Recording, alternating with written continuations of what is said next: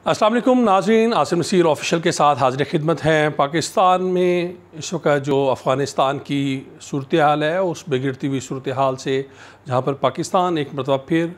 2001 और 2000 की जो सूरत हाल थी, सन 2000 की सूरत हाल की तरफ दोबारा वहीं पर खड़ा हो गया है जब वर्ल्ड ट्रेड सेंटर का वाक़या हुआ। और उसके बाद जो कुछ हुआ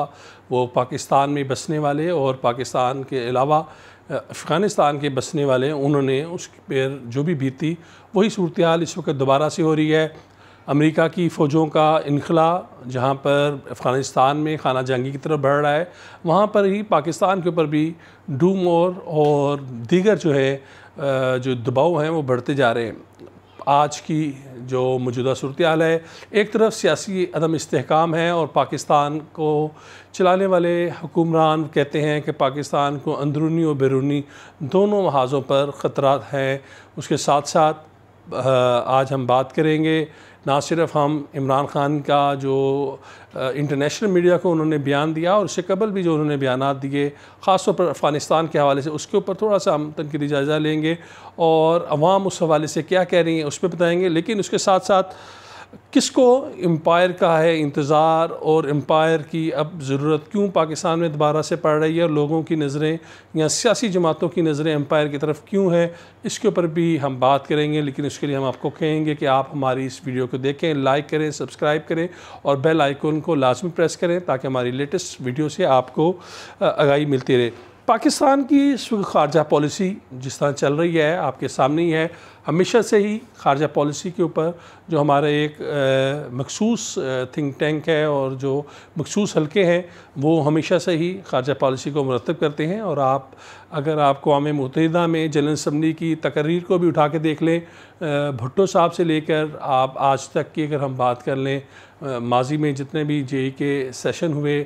उन तकरीरों का आप तक काबिल जायज़ा ले लें तो अल्फाज की जो हेर फेर और जो मौक़िफ़ है वो तकरीबन वही है जो भुट्टो साहब के ज़माने से चलता आ रहा है। और उसकी एक वजह हमारी इस्टेब्लिशमेंट के बगैर क्योंकि ख़ारजा पॉलिसी बनती नहीं है, तो उस तमाम सूरत हाल में एक बड़ी थिन लाइन है, वहाँ पर बड़ी एक एक लफ्ज़ जो है बड़ा सोच समझ के बोलना पड़ता है। और माजी में हमने देखा शायद नवाज़ शरीफ के ऊपर तनकीद भी होती थी कि वो पेपर्स लेकर अपनी इंटरनेशनल डेलीगेशंस के साथ, डिप्लोमेट्स के साथ बात करते थे और वो की पॉइंट्स के ज़रिए बात करते थे। लेकिन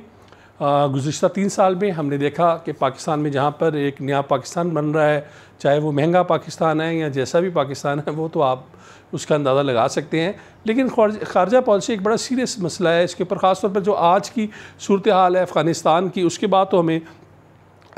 थोड़ा सा हमें इमरान ख़ान को लाजमी सपोर्ट करना होगा बहैसियत पाकिस्तानी, क्योंकि इमरान ख़ान ने जिस तरह उनका बड़ा दबंग उन्होंने अपना मौक़िफ़ इख्तियार किया हुआ है कि हम अब जो है अमेरिका का मज़ीद जो है उनके हम तवक्कुआत पर इस तरह तो पूरा नहीं उतर सकता जिस तरह वो चाह रहे हैं। लेकिन अगर वो बराबरी की सतह पर एक ऐसा पाकिस्तान की कुर्बानियों को देखते हुए अगर वो उसका इतराफ़ करते हुए अगर वो पाकिस्तान के साथ ताल्लुकात बनाते हैं तो पाकिस्तान लाजमी फिर अमेरिका के साथ करेगा। लेकिन इमरान ख़ान ने अभी जो उनका गुज़िश्ता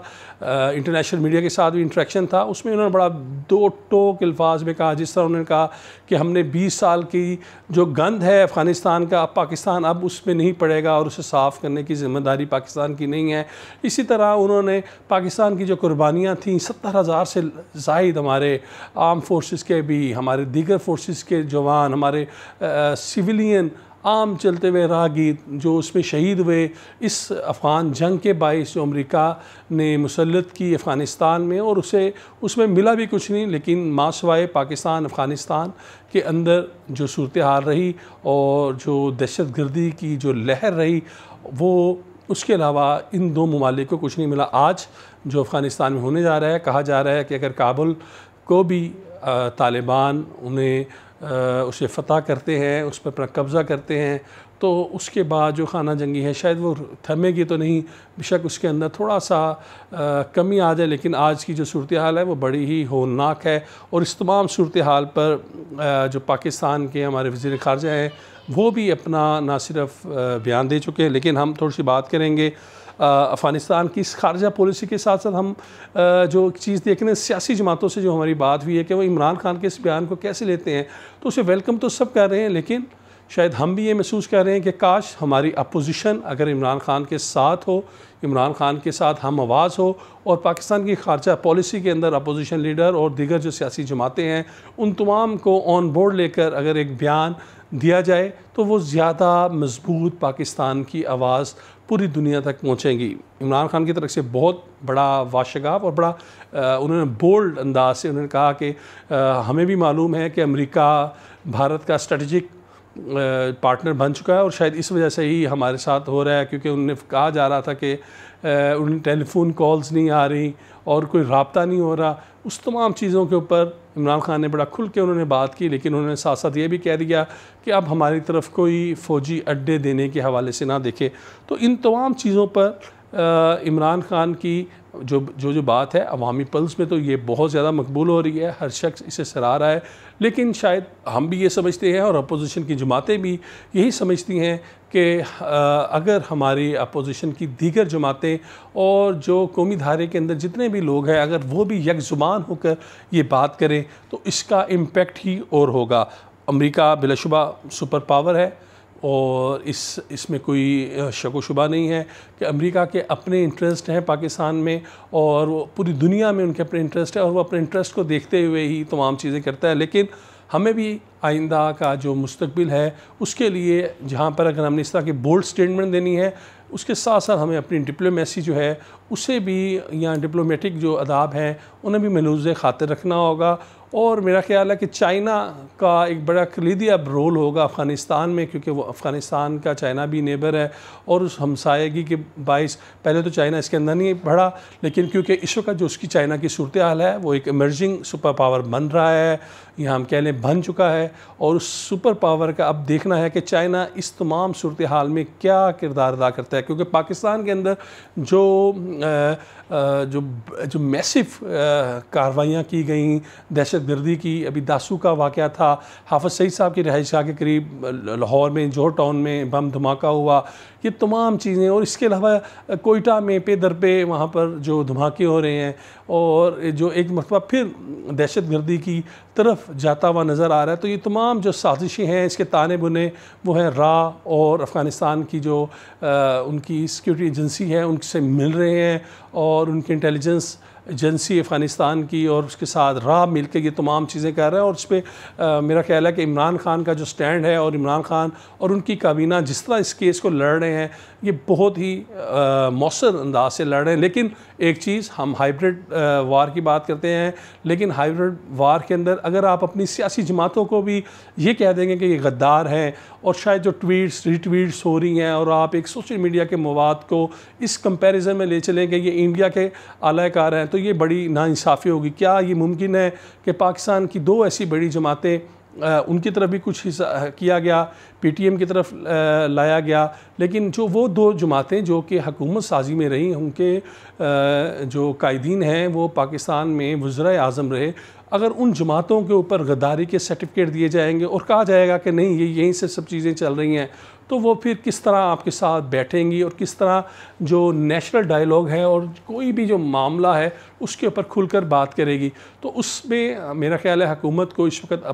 अपोजिशन को साथ लेके चलना होगा और अब अपोजिशन को इत्मीनान में लेकर ही तो वहाँ मामला चलेंगे, और अगर इत्मीनान में लेकर नहीं चलेंगे तो फिर मामला जहाँ पर है वहीं पर रहेगा। लेकिन अफ़गान मामले में इमरान खान ने जो दो टोक ऐलान किया आवाम उसे सराह रही है और मेरा ख्याल है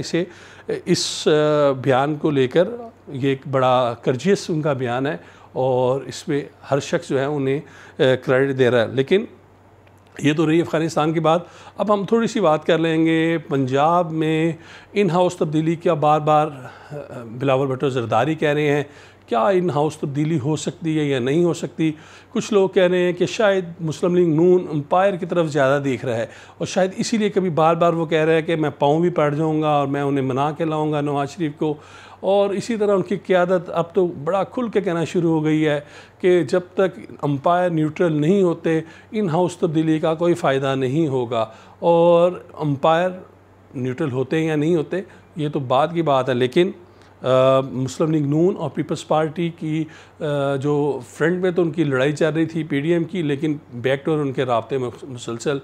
चल रहे थे और उसके तहत ही उन्होंने आज़ाद कश्मीर में अपने जॉइंट कैंडिडेट्स भी दिए और वज़ीर-ए-आज़म का भी, सदर का भी, और इसी तरह तमाम मामले में उन्होंने जो है मुश्तरका तौर पर जो है अपने कैंडिडेट्स दिए। इस वक्त भी जो पंजाब में कहा यह जा रहा है कि पीपल्स पार्टी और नून लीग के राब्ताकार हैं, उन्होंने मुस्लिम लीग नून को जो ऑफ़र दिया है उसमें ये कहा है कि हमें ना वफाक चाहिए ना ही हमें आपके पंजाब से, क्योंकि आप अददी तादाद में ज़्यादा हैं। अगर आप चाहते हैं कि पंजाब में आपकी हुकूमत बने तो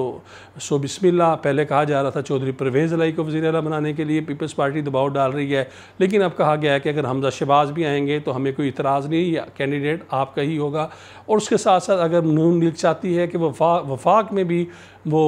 जो है वज़ीर आज़म की सीट अगर वो चाहती है कि लेना चाहती है तो उसके ऊपर भी बात हो सकती है, लेकिन पहले पंजाब में अदम इत्माद लेके आई जाए। लेकिन नून लीग की तरफ से कहा यही गया है और अब ये खुल के भी कहा जा रहा है कि जब तक अंपायर न्यूट्रल नहीं होते वो फोर्सेस जो कि तमाम इन मामलात में रात को जब उनका एक फ़ोन भी जाता है और उसके बाद तमाम मामलात, या आप ये कह लें कि जब सेशन होता है और कोई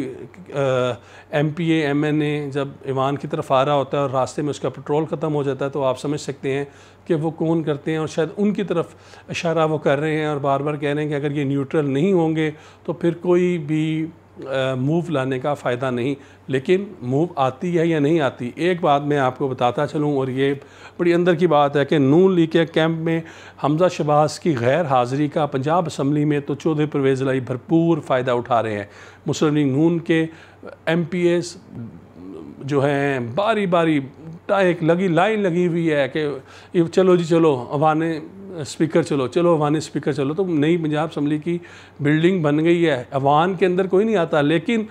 जो चैम्बर है स्पीकर का वहाँ पर जाके जी सर और सलाम करना तो उन्होंने मामूल बना लिया है। तो मेरा ख्याल है मुस्लिम लीग नून की क़यादत को भी अब देखना होगा